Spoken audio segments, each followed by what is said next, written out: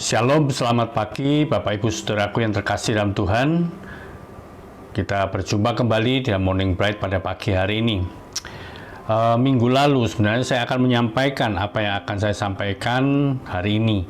Tapi karena waktu yang sangat terbatas, maka saya putuskan untuk menundanya sehingga hari ini baru akan saya sampaikan. Yaitu respon dari pembahasan kita selama beberapa minggu dari Amsal pasal 6 ayat 12-19 itu, yaitu tentang orang yang jahat, orang yang dursila, orang yang sia-sia itu ya. Nah, bagaimana kita bisa membuat anggota tubuh kita ini tidak lagi dipakai di dalam dosa, seperti yang dikatakan di dalam Amsal 6:12-19 ini ya. Nah, apakah kita akan mencoba untuk melakukan yang baik terus di dalam kehidupan kita, tapi justru seringkali kita tidak mampu untuk melakukan itu karena dosa itu selalu begitu kuat untuk menguasai diri kita, bahkan juga membuat kita tidak bisa lepas dari belenggunya. Nah, pada hari ini coba kita lihat bagaimana nasihat firman Tuhan pada kita. Bagaimana kita melawan semuanya itu. Mari kita belajar dari Roma pasal 12 ayat yang pertama. Tuhan katakan apa? Supaya kamu mempersembahkan tubuhmu sebagai persembahan yang hidup.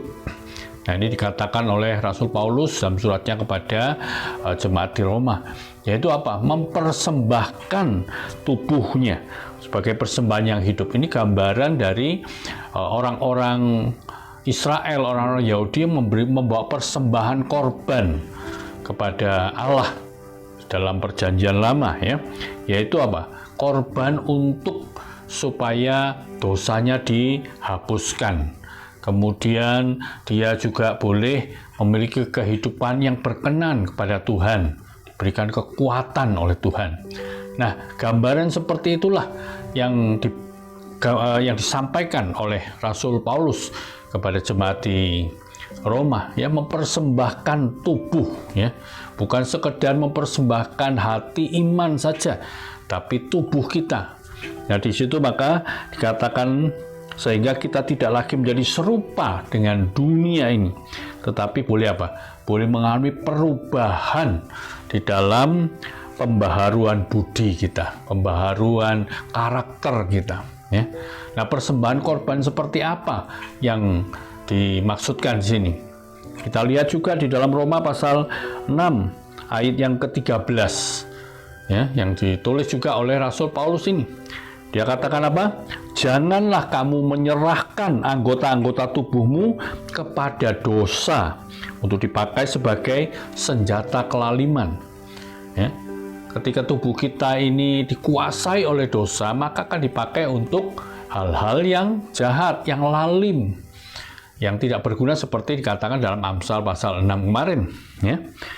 Tetapi serahkanlah dirimu kepada Allah sebagai orang-orang yang dahulu mati, tapi yang sekarang hidup, dan serahkanlah anggota-anggota tubuhmu kepada Allah untuk menjadi senjata-senjata kebenaran. Ya. Jadi kita menyerahkan tubuh kita, menyerahkan anggota tubuh kita kepada Allah untuk dipakai menjadi senjata-senjata kebenaran. Baru ada kuasa untuk melakukan hal yang baik, melakukan hal-hal yang dikehendaki oleh Allah. Jadi bukan upaya kita sendiri ketika kita mencoba melawan dosa, kita mencoba melawan diri kita, ya, kita tidak akan pernah mampu, tapi justru kita terus akan jatuh dan jatuh lagi di dalam dosa. Ketika kita menyerahkan tubuh kita, menyerahkan mulut kita, menyerahkan mata kita, menyerahkan tangan kita, menyerahkan kaki kita kepada Tuhan, maka itu akan menjadi alat-alat kebenaran, ya, senjata-senjata kebenaran yang seperti yang disampaikan oleh firman Tuhan itu pada kita, ya.